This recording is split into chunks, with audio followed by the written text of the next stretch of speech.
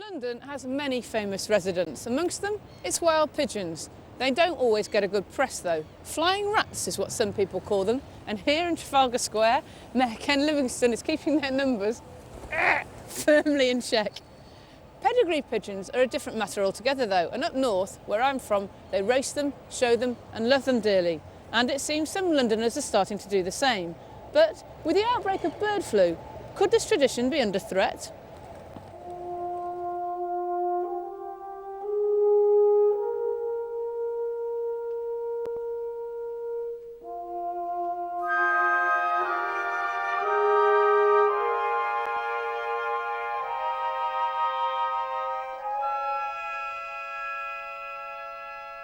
There are over 40,000 pigeon fanciers in Britain, and surprisingly 3,500 of them are in London and the South East.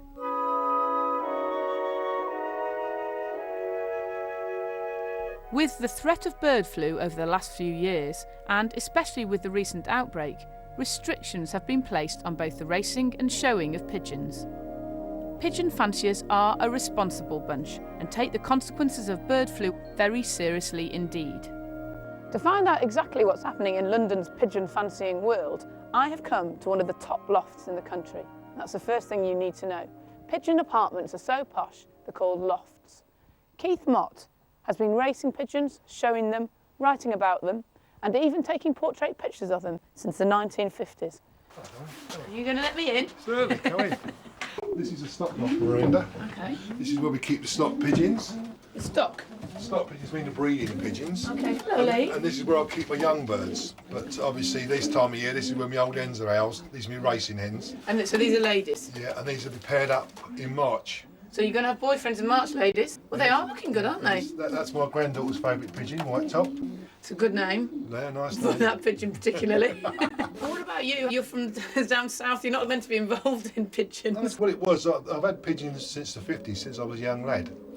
And my brother Phil and I got our first pair of pigeons from a school friend's older brother. Yeah. And in them days we worked on Kingston Market, and I used to come home and knock pigeon offs up out of old orange boxes and things. And then we progressed, we nicked my dad's tool shed, we converted that into our loft. And that's how we got started. Yeah. And they've got no chance of getting bird flu then, these lot? Well, pigeons are very, very low risk. Definitely with this bird flu problem. I think they've just gone over the top a little bit as far as pigeons are concerned, really. Right, what are they trying to do? Well, they've stopped racing from France. Oh. And it's all right for the short racing guys that like sprint racing, you know, because they can race inland. But the likes of myself who like 500-mile racing, we can't race.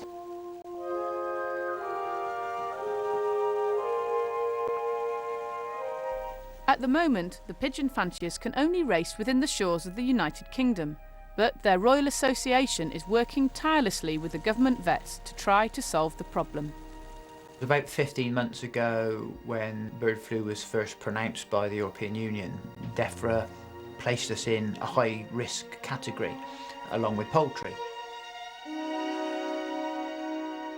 Everything was stopped, racing, showing and gatherings for sales and shows and things. Quite some considerable research had been conducted on racing pigeons and the effects on avian influenza. The results of that was actually they have a very high resistancy to it. So we were able to produce that evidence, that scientific evidence to DEFRA, and they gradually came down to a low risk. Of course, low risk doesn't mean no risk, so they placed some restrictions on us. First and foremost, it will deter a lot of our members from breeding their pigeons, so ultimately we would lose those members, and of course once you pack up, that's probably it.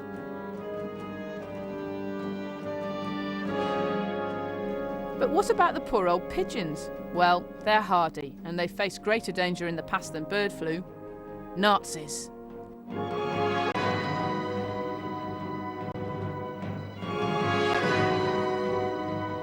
Every World War II bomber aircraft, every World War II reconnaissance aircraft carried 2 pigeons in case they had to ditch into the sea. If they were able to get the pigeon into the life raft with the crew, they would attach a message to the pigeon's leg, and the pigeon would race back to its base, and hopefully the search and rescue teams would get sent out to rescue the crew. Oh, it's like a feathery mobile phone. But it's true to say that these homing pigeons saved countless lives during the war. Heroes indeed. But how on earth do our feathery friends find their way home from sometimes as far away as 700 miles? Now the scientists can't actually agree on the sole reason why they find their way home, but there's probably a combination of skills that the pigeons use. Now we think they use a solar compass, so they follow the roll of the sun. They follow the magnetic compass, so they're following magnetic contours. We do know from, again, research that they do follow landmarks, rivers, roads or whatever. And they also believe that pigeons follow their sense of smell. Why do they come back? Well, for the long distance racing, the pigeons fly on what they call a natural system, where you pair hens and cocks together and they fly into young birds or eggs. When you're flying short distance, which is inland racing, sprint racing, you've got what they call a widowed system. That's they fly only cocks, and the cocks are kept on their own all week, separated from the hens, and they're shown the hens on a Friday night before they go to marking. Sorry, I'm going to start laughing now. So basically, it's on the promise of a bit of a... Exactly. As soon as they fly back, a bit of a Friday night. That's it. They get the hen when they come home, and then they're separated all week again until the following week racing.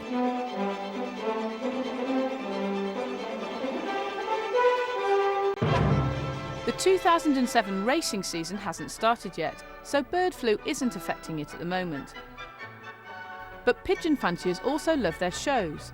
Luckily for them, their national show at Blackpool happened a month ago, before the latest bird flu outbreak. It was attended by over 2,000 pigeons and 22,000 fanciers. Keith was asked to judge, one of the greatest accolades that can be paid to a pigeon fancier.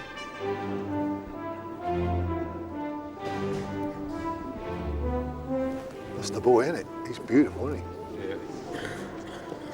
Lovely classic looking head on him, isn't he? The Winter Gardens is like the Albert Hall in London, that sort of room. It's massive, and the pigeons, yeah, they look. It's pretty calm on the judging night. But next day, you know, when you've got all those people, it's heaving this year. Even the balconies, there's nice balconies. That's all heaving with people. It was fantastic. And the pigeon that won my class, this nice cock. It was handled lovely. It was beautiful balance, and the feather was nice and soft. It was well presented, the condition was wonderful, and he had that lovely classic head and that lovely dark eye. It, you know, took my attention straight away. Nice mosaic cock. I'll tell you what, mate, he's in superb condition, isn't he?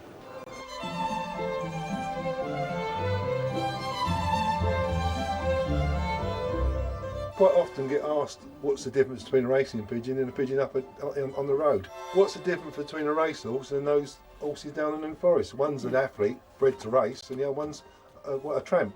These pigeons are bred for racing, they're athletes, and the street pigeons are the tramps in the world. How much do they go for then? Traditionally, you know, pigeons will sell for, say, from £10 onwards, but it's not unheard of. We had 2 fanciers in the West Country, came first and second that year. By 5 o'clock of the evening of the race, those pigeons have been sold to the same fancier from Thailand for £60,000 and £50,000. Record price paid in Britain for a racing pigeon is a staggering £106,000. For the time being, the fear of bird flu is with us and seems to be getting greater than ever. And who wouldn't agree with sensible restrictions, certainly not pigeon fanciers. But let's hope that these thoroughbreds can take properly to the sky again soon. Because it's astonishing to think that a pigeon like this can fly right back here to Surrey in just a day from the south of France. Because after all, a holiday's a holiday, but there's no place like home.